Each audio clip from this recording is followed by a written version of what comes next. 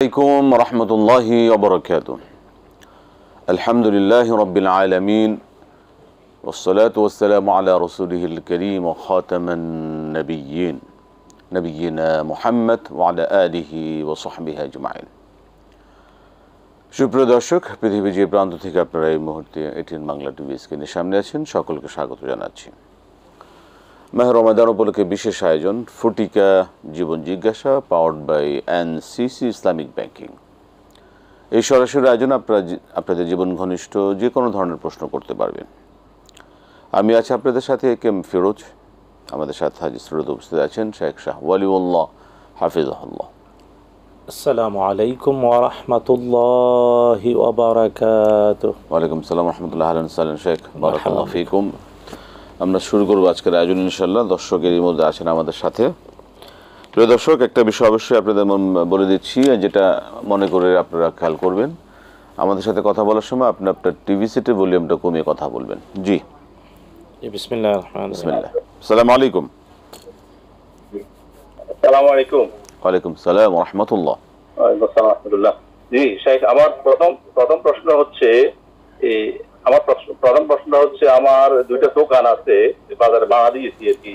তো এগুলোর জন্য আমি যেটা জামানত হিসাবে অ্যাডভান্স করে 6.5 টাকা আমার কাছে জামানত আছে। ওইটা এখন ওইটা ছাড়াও আমার কাছে আবার আপনার জাকাত দেওয়ার মতো নেশাব আছে। এখন ওই টাকাটার যে টাকাটা আমার কাছে জামানত আছে, ওই টাকাটার কি জাকাত দিতে হবে? এটা কিন্তু আপনার জাকাতের আওতাভুক্ত হবে কিনা? এক।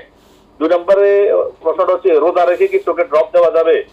আরেকটা ছোট প্রশ্ন, আমি যে তারাবি পড়ার পরে, বিশেষ করে তারাবি পড়ে কিয়ামুল লাইল, এখন শেখ ডক্টরদের কিয়ামুল লাইল করার একটা ইচ্ছা পোষণ করি বা করতেছি ইনশাল্লাহ। এখন কথা হচ্ছে যে বিতির নামাজটা কি আমি ইমামের সাথে পড়বো নাকি যখন কিয়ামুল লাইল বাসায় পড়বো এরপরে বিতির নামাজটা পড়বো? আর সাধারণত বিতিরটা আমাদের মসজিদ গুলাতে তো ওই হানাফি মাযহাবে যেটা বলা হয় আর কি, ডাইরেক্ট আপনার 2 রাকাত পড়ে বসে আবার 3য় রাকাতে উঠে করে পড়ে, ওটা তো আপনারা জানেন। এখন কি ওইভাবে পড়বো নাকি বাসায় কিয়ামুল লাইলের পরে বিতিরটা পড়বো? এই 3টা প্রশ্ন। ধন্যবাদ। আসসালামু আলাইকুম ওয়া রাহমাতুল্লাহ। আপনাকে ধন্যবাদ। আমরা শুনবো ইনশাআল্লাহ। জি ইনশাআল্লাহ মুহতারাম।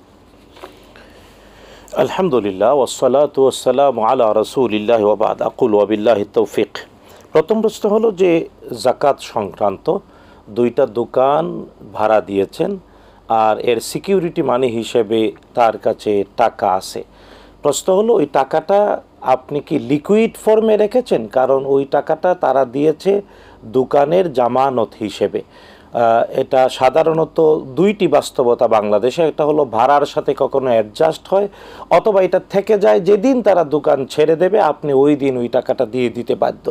তো আমার মনে হয় যে আপনি বাস্তবতা দ্বিতীয়টা, যে ওই 6 লক্ষ টাকা আপনার কাছেই আছে, যেদিন তারা দোকান ছেড়ে দেবে ওই দিন আপনি তাদের টাকাটা রিটার্ন করবেন। যতদিন আপনার কাছে ওই টাকাটা আছে আপনি তো এটা অবশ্যই লিকুইড ফর্মে নগদ বাস্তবতায় হয় ব্যাংকে, না হয় কোথাও রেখেছেন।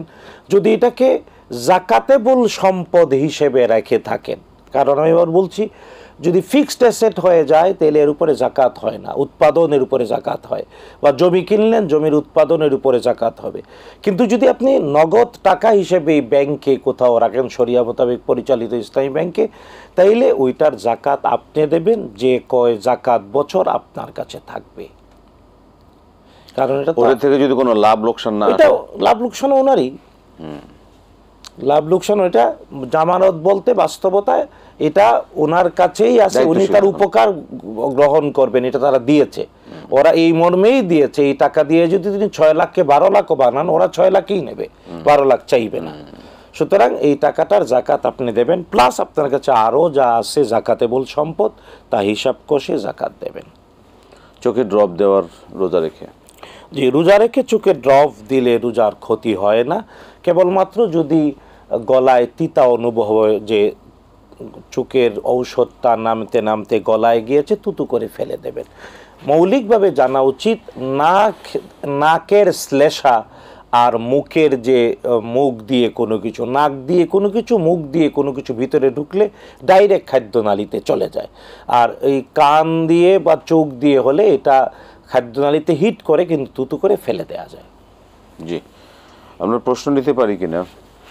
জি, তা যে প্রশ্নটা আছে যে তারাবিস এবং কিয়ামুল লাইল, সেই ক্ষেত্রে কি আমরা কি উইতরটা কি তারাবি পরে পড়ে ফেলবো নাকি না শেষে গিয়ে পড়লে ভালো হবে? আসলে বিশুদ্ধ বর্ণনায় দুটি প্রমাণিত রয়েছে। যে ব্যক্তি তাহাজ্জুদ পড়বেন তিনি বাদ এশা সুন্নতের পরে অন্য নামাজের পরে ভিতির পরে নিলেও তাহাজ্জুদ পড়তে পারবেন।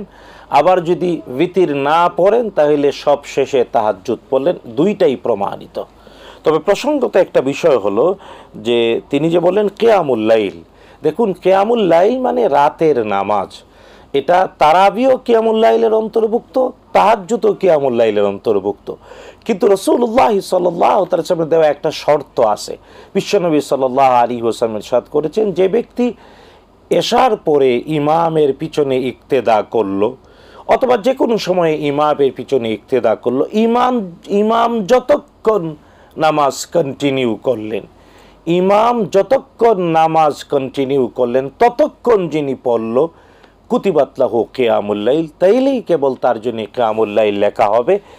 আর যদি কেউ ইমাম 10 রাকাত পড়াছেন, তিনি 4 রাকাত পরে চলে এসেছেন, 4 রাকাতের সওয়াব হবে। ইমাম 20 রাকাত পড়েছেন, আপনি 8 রাকাত পরে চলে এসেছেন, 8 রাকাতের সওয়াব হবে, কিয়ামুল লাইলটা হবে না। জি, আমরা আবার আসবো ইনশাআল্লাহ আরো বিষয়ে জানবার জন্য বিরতির পরে ইনশাআল্লাহ। প্রিয় দর্শক, আপনারা দেখছেন ফুটিকা জীবন জিজ্ঞাসা, powered by NCC Islamic banking. সময় হলো বিরতিতে যাবার, ফিরছি বিরতির পর আবার ইনশাআল্লাহ আপনাদের সাথে এই আয়োজনে।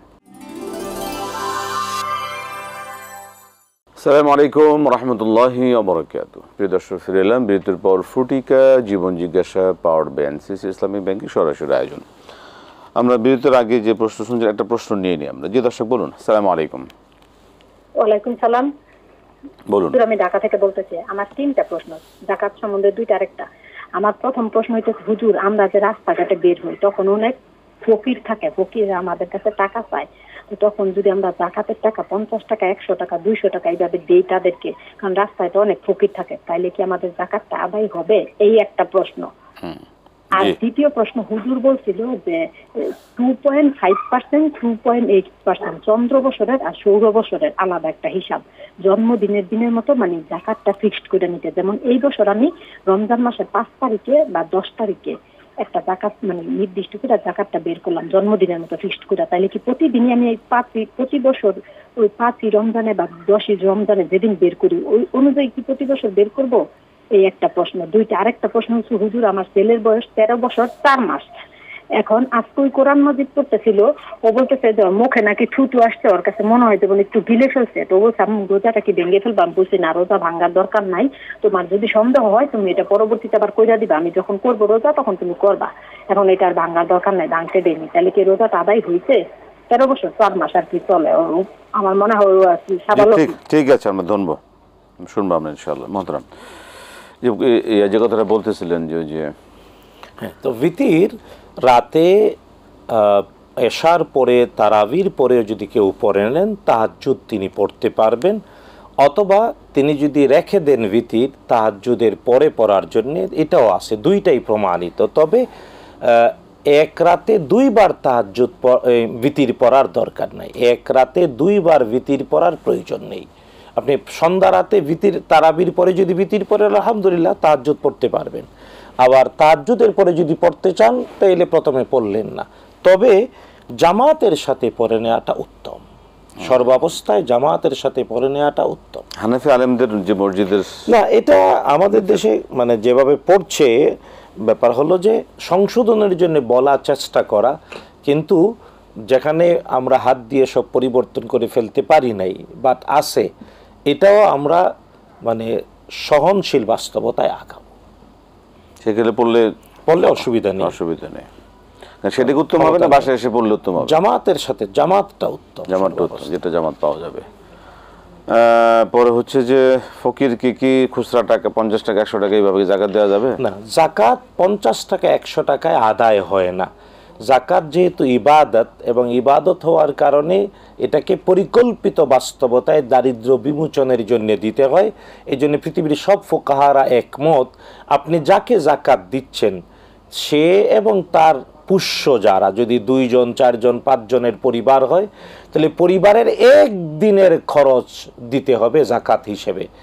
একদিনের খরচ হয় না এমন টাকা জাকাত দিলে জাকাত আদায় হবে না, হবে না, হবে না। তাই 50 টাকা 100 টাকা মিনিমাম একজন দরিদ্রকে আপনি এমনি দিলেন, ওইটা জাকাত হবে না, ওইটা সাধারণ দান হবে। কারণ জাকাতটা ইবাদত, পরিকল্পিতভাবে দারিদ্র বিমোচনের জন্য দিতে হবে। একদিনের খাবারের সাথে মিনিমাম একদিনের খরচ দিতে হবে। নিশ্চয়। ফিক্স জাকাতের ডেট কি ফিক্সড করে প্রতি বছর এইভাবেই পালন করতে হ্যাঁ, হবে? ওইটা এইভাবেই। কারণ আর না হলে মানে কখনো হয়তো 1-2 দিন কম হয়, কখনো 1-2 দিন বেশি হয়ে যায়। এই জন্য একেবারে একটা তারিখ ফিক্সড করে প্রতি বছর ওই তারিখে এসে হিসাব করে, চান্দ্র বছর হিসাবে করলে 2.5%, আর সৌর বৎসর হলে জানুয়ারি ফেব্রুয়ারির হিসাব অনুযায়ী করলে 11 দিনের বেশি, তাই 2.58%, অর্থাৎ 2.5 টাকা। আর ওখানে হলো মানে 2 টাকা 58 পয়সা। জি। সৌর বৎসর হলে 2 টাকা 58 পয়সা 100 টাকায়, আর চান্দ্র বছর হলে 2 টাকা 50 পয়সা 100 টাকায়। জি, আমরা একটা প্রশ্ন নেব। দর্শক বলুন। সালামু আলাইকুম। সালামু আলাইকুম। জি, আসসালামু আলাইকুম ওয়া রাহমাতুল্লাহ। জি, ওয়ালাইকুম সালাম। বলুন কি প্রশ্ন?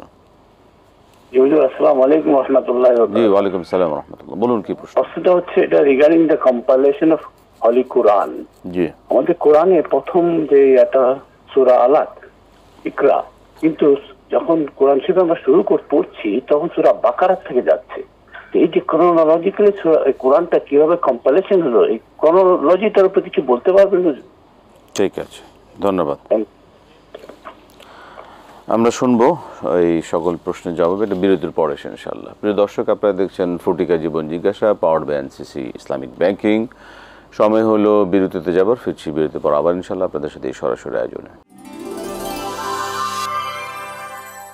আসসালামু আলাইকুম রহমতুল্লাহি ওয়া বারাকাতুহু। প্রিয় দর্শক, ফিরে এলাম বিরতির পর ফুটিকা জীবন জিজ্ঞাসা, powered by NCC Islamic banking সরাসরি আয়োজনে। আমরা বিরতির পর একজন দর্শক আছেন। জি দর্শক বলুন। আসসালামু আলাইকুম। ওয়ালাইকুম সালাম। হুজুর, আমি একটু আগে প্রশ্ন করছিলাম, আমার ওই প্রশ্ন সম্পূরক বিষয়ে আমি একটু প্রশ্নটা করতে চাচ্ছি। হুজুর যে বলছে যে মানে এই 100 টাকা দিলে 200 টাকা দিলে জাকাত আদায় হবে না, তো সেক্ষেত্রে দেখা যায় আমি তো এখন দিয়ে ফেলছি, তাদের মধ্যে থেকে কাউকে কাউকে আমি চিনবো, দিতে পারবো, আবার একটু বাড়ায়, আবার কাউকে চিনবো না, সেক্ষেত্রে আমি কি করব, কিভাবে এটা কি করা যায়? এটা কি এই বছরের জন্য হবে? সামনের বছর থেকে ই করবো, ইনশাল্লাহ বাড়ায় দিব। আগে দিতাম বাড়ায়, মানে এরা তো সারা বছরই দিচ্ছে, শুধু সারা বছরই এরা টাকাটা সারা বছরই বলে যায় ই দেন, আমাদের সাহায্য করেন, ই করেন, দীক্ষা দেন। ঠিক আছে, ঠিক আছে। এই প্রশ্নে আসসালামু আলাইকুম। ওয়ালাইকুম আসসালাম ওয়া রাহমাতুল্লাহ। মোহতারাম। জি না, আসলে মানে যেহেতু এটা ইবাদত, আপনি ভুল করে ফেলেছেন, পিছনেরটা তাই এমনি না, বরং আপনাকে সংশোধিত হতে হবে। আর আপনি ওই 50 টাকা 100 টাকা যা দিয়েছেন এটা সাধারণ দান হিসেবে আল্লাহর কাছে কবুল হোক, সাধারণ দান। কিন্তু জাকাত আপনাকে অবশ্যই, কারণ জাকাত ইবাদত। যেমন নামাজ ইচ্ছা করলে এখন পড়তে পারবে না, নামাজের জন্য শর্ত আছে, অজু করতে হবে, কিবলামুখী হতে হবে, পবিত্র কাপড় হতে হবে, মানে এই যে আরকান আহকাম জাকাতেরও ব্যাপারগুলো আমাদের খেয়াল রাখা উচিত। এই জন্যে সারা বছরই লোকজন আসে আপনার কাছে, চায় তাদেরকে 500 100 200 করে দেব না, দারিদ্র লালনের জন্যে জাকাত না, এমনভাবে জাকাত দিতে হবে। ওমর ইবনুল খাত্তাব রাদিয়াল্লাহু তাআলা আদেশ করেছেন, ধনী বানিয়ে দাও, কারণ জাকাত মানে তারই সম্পদ। সুতরাং আমরা সবাই যদি যারা অভাবী দরিদ্র তাদেরকে অভাব মুক্ত করে দিতাম, আমার 1 বছরের জাকাত দিয়ে একজনকেই দারিদ্র মুক্ত করে দিলাম, এটাই সমাজে সাস্টেইনিটি নিশ্চিত করতো। ইসলাম এটাই চায়, এবং এভাবেই মুহাম্মদুর রাসূলুল্লাহ সাল্লাল্লাহু আলাইহি ওয়াসাল্লাম জাকাতের ব্যাপারটা কায়েম করে গিয়েছেন।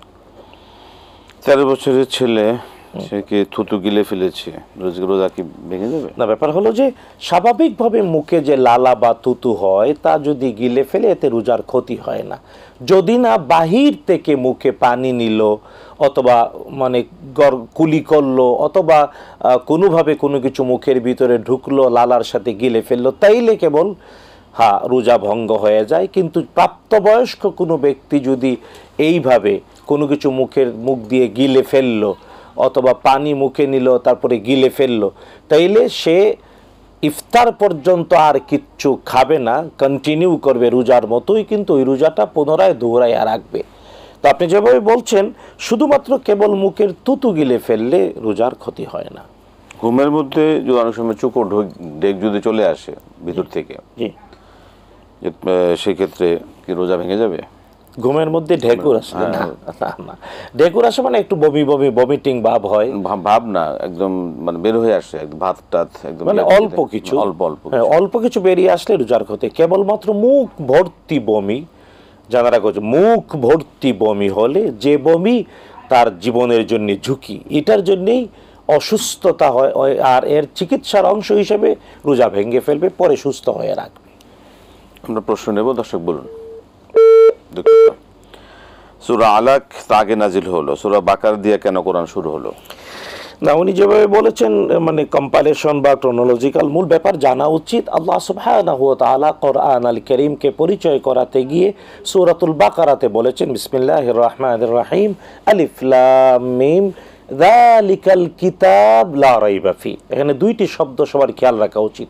এক নম্বর বলেছেন যালিকা, ওই মানে সাত আকাশের উপরে লৌহে মাহফুজে সংরক্ষিত, কিতাব মানে মাকতুব, কলম দিয়ে লিখিত জিনিসকে বলে কিতাব। তাই কিতাবের অর্থ হলো মাকতুব। কোরআন আল কারীম লিখিত সাত আকাশের উপরে লৌহে মাহফুজে। এবং আল্লাহ সুবহানাহু ওয়া তাআলা 114টি সূরা 30 পারার কোরআন লৌহে মাহফুজে যেভাবে সংরক্ষিত লিখিত বাস্তবতায় রয়েছে, নাজিল আগে পরে হওয়া সত্ত্বেও রাসূলুল্লাহ সাল্লাল্লাহু তাআলা আলাইহি ওয়াসাল্লাম মুখস্থ করিয়েছেন সাহাবায়ে কেরামকে ওই ধারাবাহিক বাস্তবতায়। আমরা তখনই সমস্যায় পড়ি, আমরা যখন মনে করি যে হ্যাঁ মনে হয় রাসূলুল্লাহ সাল্লাল্লাহু তাআলা আলাইহি ওয়াসাল্লামের পৃথিবী থেকে বিদায় নেওয়ার পরে 30 পারার কোরআন আল কারীম আমাদের সামনে লিখিত হয়েছে, তখনই ঝামেলায় পড়ি। এটা অস্পষ্টতা, অর্ধজ্ঞান, অল্প জ্ঞান। মূল বাস্তবতা জানা উচিত যে কোরআন আল কারীম আল্লাহ সুবহানাহু ওয়া তাআলা নির্দেশে জিবরিল আলাইহিস সালাম রাসূলুল্লাহ সাল্লাল্লাহু তাআলা আলাইহি ওয়াসাল্লামের কাছে নাজিল করেছেন আয়াত সূরা অংশ হিসেবে। বাট রাসূলুল্লাহ সাল্লাল্লাহু আলাইহি ওয়াসাল্লাম যখন সাহাবায়ে কেরামকে শিখিয়েছেন, ধারাবাহিক বাস্তবতায় শিখিয়েছেন, এবং এটাকে প্রুভ করে যে প্রত্যেক রমজানে জিবরিল আলাইহিস সালাম রাসূলুল্লাহ সাল্লাল্লাহু আলাইহি ওয়াসাল্লামকে কোরআন তেলাওয়াত করে শোনাতেন, রাসূলুল্লাহ সাল্লাল্লাহু আলাইহি ওয়াসাল্লাম জিবরিল আলাইহিস সালামকে তেলাওয়াত করে শোনাতেন, যাতে করে লৌহে মাহফুজের সংরক্ষিত কিতাব অনুযায়ী মানুষের বুকের মধ্যে বিতে যায়। সেক্ষেত্রে আল্লাহ প্রদত্তের মানে ওহীর মাধ্যমে বলা যায় যে কোরআনের যে সিরিয়াল, এবং হ্যাঁ এটা দেখুন, হাফেজ রাসূলুল্লাহ সাল্লাল্লাহু আলাইহি ওয়াসাল্লামের জীবদ্দশায় হাজার হাজার সাহাবায়ে কেরাম কোরআন আল কারীম 30 পারা মুখস্থ করেছেন, যেভাবে আজকে আমাদের কাছে লিখিত আছে ওইভাবে। এবং রাসূলুল্লাহ সাল্লাল্লাহু আলাইহি ওয়াসাল্লামের জীবদ্দশায় কোরআন আল কারীম লিখিত হয়েছিল। পরে আবু বকর সিদ্দিক রাদিয়াল্লাহু তাআলা এবং উসমান ইবনে আফফান, বিশেষ করে ওনার সময়ে বিষয়টা ছিল যে কোরআন আল কারীমে নির্দিষ্ট কিছু আয়াত 7 ভাবে তেলাওয়াত করা যায়, 10 কারি 7 কেরাত। আপনারা এগুলো আলহামদুলিল্লাহ পড়েন, বাংলাদেশে এটা চর্চা হচ্ছে, আরো ব্যাপকভাবে হোক আলহামদুলিল্লাহ। তো যখন অনেক লোকজন তাদের নিজস্ব গোত্রীয় আঞ্চলিক উচ্চারণকে কোরআন বলে চালিয়ে দিতে চাচ্ছিল, তখন ওই বিক্ষিপ্ত যেগুলো অনুমোদিত নয় এমন উপভাষাগুলোকে আলাদা করে দিয়ে কেবল রাসূলুল্লাহ সাল্লাল্লাহু আলাইহি ওয়াসাল্লাম জিবরিল আলাইহিস সালাম অনুমোদিত বিষয়গুলো দিয়েই উসমান রাদিয়াল্লাহু তাআলা আমাদের সামনে মুসহাফ দেন। আমরা আসবো আবারও ইনশাআল্লাহ, বিষয় আরো শুনবো বিরতির পরে ইনশাআল্লাহ। প্রিয় দর্শক, আপনারা দেখছেন ফটিকা জীবন জিজ্ঞাসা, power by NCC Islamic banking. সময় হলো আবারও বিরতিতে যাবার, ফিরছি বিরতির পর আবার ইনশাআল্লাহ আপনাদের সাথে এই সরাসরি আয়োজনে।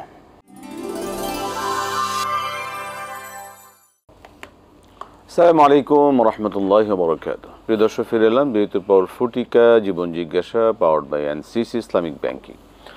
আমরা বিরতির আগে যে প্রশ্নগুলো শুনছিলাম তার একটি ছিল যে ইসলামী ফাউন্ডেশনের যে ফেতরা 110 এবং 2850, কেউ যদি সামর্থ্য থাকা সত্ত্বেও কম দেয়, তার কি ফেতরা আদায় হবে? ব্যাপারটা হলো যে সাদাকাতুল ফিতরের 5টা স্লাব এই জন্যই দেয়া হয়েছে যাতে ব্যক্তি নিজের অবস্থান অনুযায়ী একটা নিজের জন্য নির্ধারণ করে নিতে পারে।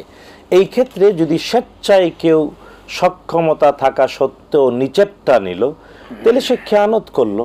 কবুল করার মালিক আল্লাহ তাআলা। সে তার স্বেচ্ছাধীন নিজের উপরের বাধ্যতামূলক খরচের ব্যাপারটাকে কম করলো, এটা আমানতের খেয়ানত করলো। আল্লাহ হেদায়েত করুন।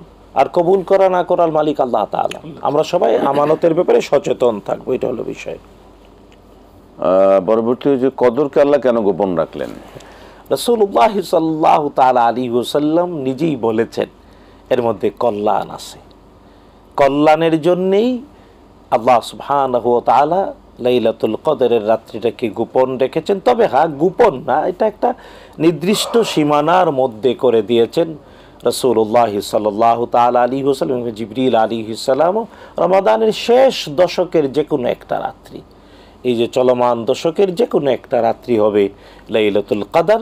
আর হ্যাঁ, এটা ফিক্সড না, এটা ঘূর্ণয়মান। 5টা রাতের যে কোনো একটা রাত, হয় 21তম রাত, না হয় 23তম রাত, না হয় 25তম রাত, না হয় 27তম রাত, না হয় 29তম রাত। আর যেহেতু সময়টা টাইম জোনটা চক্রাকারে ঘূর্ণয়মান, তাই প্রতি বছর 1 তারিখে হয় না। তাই এটাই হলো কল্যাণ, যাতে আমরা অন্তত 10 দিন ভালোভাবে ইবাদত পুরা রমজান মাসটাই করব। আর বিশেষ করে এই 10 দিন এতেকাফ সহ রাসূলুল্লাহ সাল্লাল্লাহু আলাইহি ওয়াসাল্লামের অনুসরণে রাত্র জেগে পরিবারের সবাইকে জাগিয়ে রেখে ইবাদত করে আমরা লাইলাতুল কদর অর্জনের চেষ্টা করব। জি, পরবর্তী প্রশ্ন হচ্ছে যে লাইলাতুল কদরে কি শুধু জাগলে হবে না, ইবাদত শর্ত? দেখুন, লাইলাতুল কদরের ইবাদতের ব্যাপারে রাসূলুল্লাহ সাল্লাল্লাহু তাআলা আলাইহি ওয়াসাল্লাম মিনিমাম 2টা জিনিস বলে, মিনিমাম 2টা জিনিস। একটা হলো যে মাগরিব জামাতের সাথে, এশা জামাতের সাথে, আর কিছু নামাজ জামাতের সাথে ইমামের পিছনে পড়া, আর ফজরটা জামাতের সাথে। এটা হলো 1। 2 নাম্বার হলো দোয়া করা, দোয়া। এর মধ্যে একটা দোয়াকে নির্দিষ্ট করে রাসূলুল্লাহ সাল্লাল্লাহু আলাইহি ওয়াসাল্লাম শিখিয়েছেন, তা হলো আল্লাহুম্মা ইন্নাকা আফুউন তুহিব্বুল আফওয়া ফাআফু আন্নী, অথবা আল্লাহুম্মা ইন্নাকা আফুউন কারীমুন তুহিব্বুল আফওয়া ফাআফু আন্নী। মিনিমাম এই 2টি জিনিস করলে লাইলাতুল কদর ইবাদত হয়ে যায়। কারণ এমনিই তো সারাদিন রোজা রাখে, হ্যাঁ, অতিরিক্ত যদি কেউ করে এটা অনেক বড় সৌভাগ্য। 2টা বিষয়, তাই না? মিনিমাম 2টা। একটা হলো রাতে কিছু কিয়াম করা, নামাজ পড়া, আর নামাজ পড়া, এটা প্রথম রাতে হোক শেষ রাতে হোক। এই ক্ষেত্রে আবার লাইলাতুল কদর পাওয়ার ব্যাপারে রাতের কিয়ামুল লাইলের 4টি অবস্থা ফুকাহা ইমাম মুজতাহিদিন। 1 নাম্বার হলো যে সারা রাত ইবাদত করলো, প্রয়োজনে খাওয়া দাওয়া ছাড়া নামাজ, তেলাওয়াত, জিকির, ইস্তেগফার এগুলা করলো। 2 নাম্বার হলো, এটা হলো 1। 2 নাম্বার হলো ব্যক্তি রাতের প্রথমাংশে কিছু ইবাদত করলো, আবার রাতের শেষাংশে কিছু ইবাদত, এটা হলো 2য়। 3 নাম্বার হলো ব্যক্তি কেবল রাতের শেষাংশে কিছু ইবাদত করলো। 4র্থ হলো ব্যক্তি কেবল রাতের প্রথমাংশে একটু ইবাদত করলো। এই 4টি অবস্থা ধারাবাহিক যেভাবে বললাম, সর্বশ্রেষ্ঠ সারা রাত ইবাদত করা, 2 নাম্বার রাতের প্রথমাংশেও করা, শেষাংশেও করা, 3 নাম্বার কেবল শেষাংশে করা, 4র্থ কেবল প্রথমাংশে করা। তাই রাসূলুল্লাহ সাল্লাল্লাহু আলাইহি ওয়াসাল্লাম স্পষ্ট করে বলেছেন, মান কামা লাইলাতাল কদরি ঈমানাও ওয়া ইহতিসাবান গুফিরা লাহু মা তাকাদ্দামা মিন যামবি। যে ব্যক্তি লাইলাতুল কদরের রাতে কিয়াম করলো ঈমান আর সওয়াবের আশায়, তার অতীতের সকল পাপ আল্লাহ ক্ষমা করেন। আমিন, আল্লাহুম্মা আমিন। আমাদের শেষ করতে হচ্ছে। আলহামদুলিল্লাহ, আজকে অনেক বিষয় জানলাম। আল্লাহ পাক আমাদের কবুল করে এইভাবে যেন আমরা যেন প্রত্যেকের, আমাদের দর্শক যারা সারা পৃথিবীব্যাপী আছেন, সকলে যেন আমরা এই লাইলাতুল কদরকে লাভ করতে পারি। মহতারাম, আপনাকে অসংখ্য ধন্যবাদ। জাযাকাল্লাহু খাইর, বারাকাল্লাহু ফীকুম। প্রিয় দর্শক, আমরা আমাদের সময়ের শেষ প্রান্তে চলে এসেছি। আলহামদুলিল্লাহ, আপনাদের মহতারাম বলছিলেন মাশাআল্লাহ যে এই লাইলাতুল শেষ দশকের একটি বিরাট সুযোগ আমাদের জন্য, আমাদের এই শেষ উম্মত, এই শেষ নবীর উম্মতদের জন্য একটা বিশাল সুযোগ। এই আমাদের হায়াত তো এত বেশি না, এই হায়াতের মধ্যে আল্লাহ পাক যে এই যে সুযোগগুলো আমাদের দিয়েছেন, আমাদের বছর একটা আমরা রোজা পেয়েছি এবং এই যে আমরা বেঁচে আছি এখনও, এই সুযোগগুলো আমাদের কাজে লাগানো দরকার।